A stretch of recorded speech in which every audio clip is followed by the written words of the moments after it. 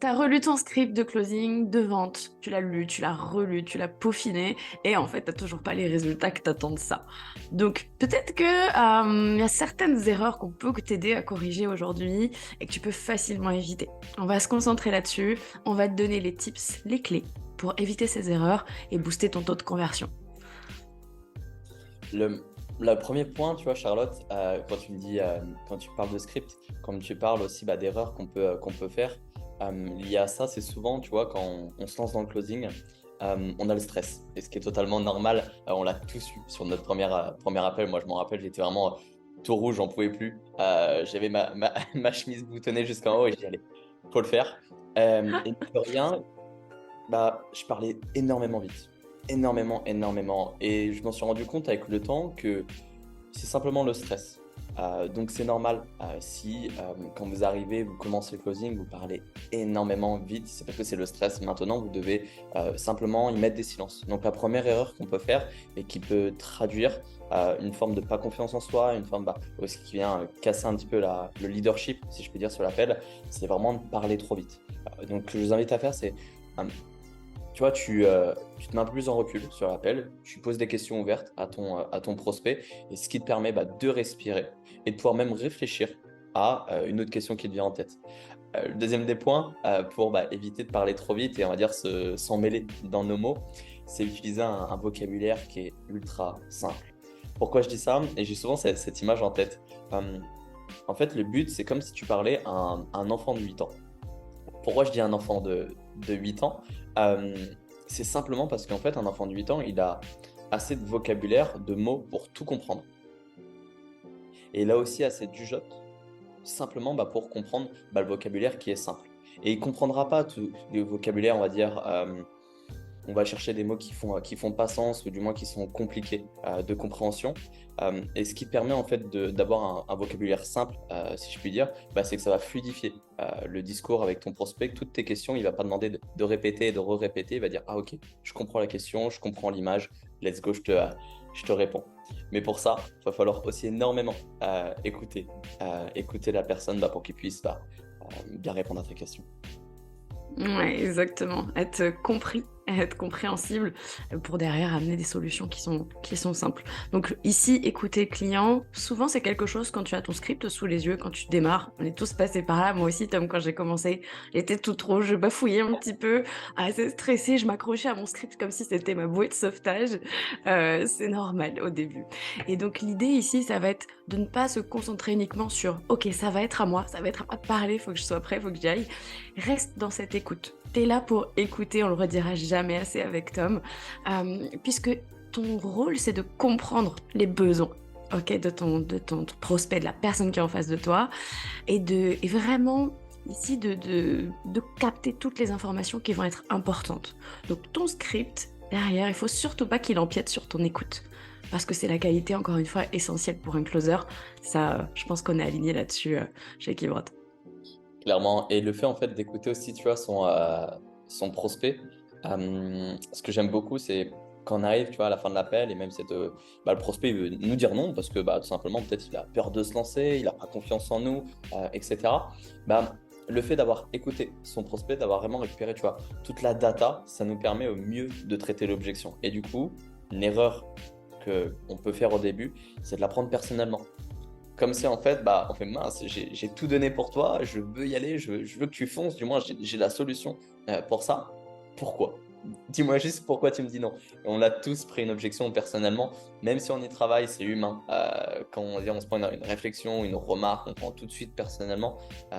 Mais c'est important de prendre du recul par rapport à ça et d'avoir toute la donnée et dire, en fait, la personne qui est en face de moi, elle a peut-être simplement un doute à casser, c'est normal. Le closing, on sort de notre zone de confort. Si c'était aussi simple, c'était aussi facile de prendre une décision, on ne serait pas là. Donc le but, c'est de dire, OK, on vient casser toutes ces croyances et on dit, allez, on y va et on y va ensemble. Et ce que j'aime bien dire pour vous aider à imager la scène, c'est comme si vous prenez votre chaise, vous la retournez, vous vous mettez à côté de votre prospect. Vous vous mettez vraiment en mode collaboratif et dire, OK, on va dans la même direction, maintenant, let's go. C'est 50-50, on y va dans le deal. Et en fait, impliquer la personne dans la conversation, dans son schéma de pensée, de dire ok, là faut que je fonce, quel est le pire qui peut m'arriver, dès qu'on a posé cette question-là, souvent on dit ok, c'est futile, c'est du n'importe quoi ce que je me dis, maintenant gauche fonce. Et ça pour moi c'est un point important, mais pour arriver à ce stade, il faut vraiment aussi savoir personnaliser son discours. Pour moi c'est un point important pour pas se jeter à corps perdu et dire bah, j'envoie mes questions comme si c'était bah, il va me dire A donc je dis B parce que je l'ai vu dans mon script. Non, ça c'est pour moi c'est hors de question. Bah, c'est clair. Et surtout, prenez le temps. Vous avez votre script, d'accord? Comme il disait Tom, justement, pour bien gérer votre objection, prenez le temps. Ne vous jetez pas sur un script avec ce qu'il faut dire exactement. Mettez du silence. Laissez, réfléchissez à ce que vous allez faire. Prenez ce temps-là. De toute façon, il n'y a pas d'urgence.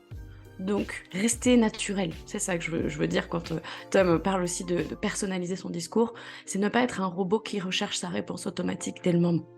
Ça, c'est important parce que ça va se ressentir en face et vous allez effectivement être dans cette posture de collaborateur. On y va ensemble, on va trouver des solutions ensemble. Je suis pas là en train de te déblatérer des phrases qu'on m'a écrites. Donc, c'est super important. Et garder le contrôle. La notion, on peut voir des closers des fois qui deviennent agressifs au moment de l'objection. Ça, c'est en vente, tu vois, Tom, c'est monnaie courante, mais ça ne doit absolument pas arriver. Parce que sinon, tu sors de cette posture de collaborateur. Ok, on avance ensemble, on va trouver des solutions. Tu arrives à la confrontation. Et en aucun cas, c'est le rôle du closer de créer une confrontation. Donc, ici, baisse le ton. Sois calme. Tu es là, de toute façon, dans une posture de coach, d'accompagnant. Reste calme, sois constructif, toujours. Et pose des questions. Pose des questions, pose des questions. C'est clairement la clé. Donc, voilà, ici, je pense que le fait de personnaliser son discours, c'est essentiel pour humaniser. Qu'est-ce que t'en penses, Tom, là-dessus? Ouais, ça fait sens. Humaniser, je pense que c'est le mot. Parce que je pars toujours d'un principe où quand vous êtes face à votre prospect, euh, c'est ça qui fait aussi, on va dire, la beauté de chacun, c'est qu'on a tous des personnalités qui sont différentes. Maintenant, là au moment où on se parle, on est tous à une situation ponctuelle. Tout ce qui est, on va dire, le passé, c'est des souvenirs, c'est de la mémoire. Tout ce qui est le futur, c'est tout ce qu'on imagine. Maintenant, dire, ok, par rapport à cela, chacun du coup a des envies différentes. Mais quand vous êtes en face de quelqu'un qui cherche un accompagnement, que ce soit investir dans l'immobilier locatif, que ce soit dans la perte de poids, est-ce que réellement la personne s'imagine, c'était son rêve, on va dire, d'investir dans un programme, ou plutôt les bénéfices qu'elle peut en retirer? Et en fait, à partir de ce moment-là, une personne, par exemple, je ne sais pas, qui veut perdre du poids, pour vous imaginer, ok, c'est bien, peut-être elle veut perdre 20 kilos, parce avec l'âge, je sais pas, au niveau de la quarantaine, le métabolisme ralentit, ok, 20 kilos. Qu'est-ce que l'impact de ces 20 kilos va faire dans son quotidien? Une perte de poids, oui, mais du coup, il y a quoi?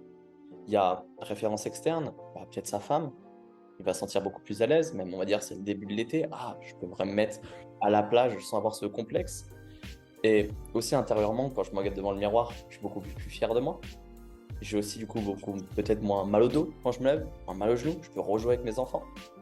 Et ça, je pense que le plaisir, il est multiplié x 10. Et du coup, on ressent, on a envie d'y aller. Pourquoi je mets ce parallèle par rapport au personnalisé script? À partir du moment où on se concentre sur cet aspect-là de bénéfice, alors on s'oblige à personnaliser notre discours parce que si on sonne comme un robot, alors on ne trouvera pas le réel besoin, enfin la réelle solution, du moins à cette personne-là. Donc le fait de personnaliser, ça nous permet vraiment, vraiment de prendre de la hauteur et dire, ok, si j'arrive à la fin de l'appel et je dis, il n'a pas voulu investir dans le programme et je m'arrête à ça, j'ai tort. Si par contre, j'ai réellement compris sa solution et je dis, qu'est-ce qui aurait pu lui donner peut-être un déclic? Qu'est-ce qui fait qu'il n'a pas compris? Parce qu'aujourd'hui, et pour résumer ce podcast, vous n'êtes pas ici pour convaincre quelqu'un à prendre quoi que ce soit, mais vous êtes vraiment là qui se convainc lui-même de trouver la bonne solution pour lui. Et vous êtes simplement à lui mettre les faits et lui dire maintenant qu'est-ce qu'on fait. Et pour cela, il doit se convaincre lui-même. N'est pas imposer une vision, c'est vraiment un point très très important. Charlotte, est-ce que tu as un mot à dire ou je pense qu'on peut clôturer ce podcast là-dessus? Le but, c'est vraiment d'avoir ces erreurs à éviter, les garder en tête et surtout les appliquer. C'est vraiment ce que je peux vous recommander de mieux. Exactement, vous verrez la différence très rapidement avec tout ça. N'hésitez pas à nous faire des retours si ça vous a aidé. On va continuer les podcasts ensemble pour vous amener encore plus de valeur toutes les semaines. Yes, on vous dit à la semaine prochaine pour un prochain podcast. À bientôt. Ciao, ciao.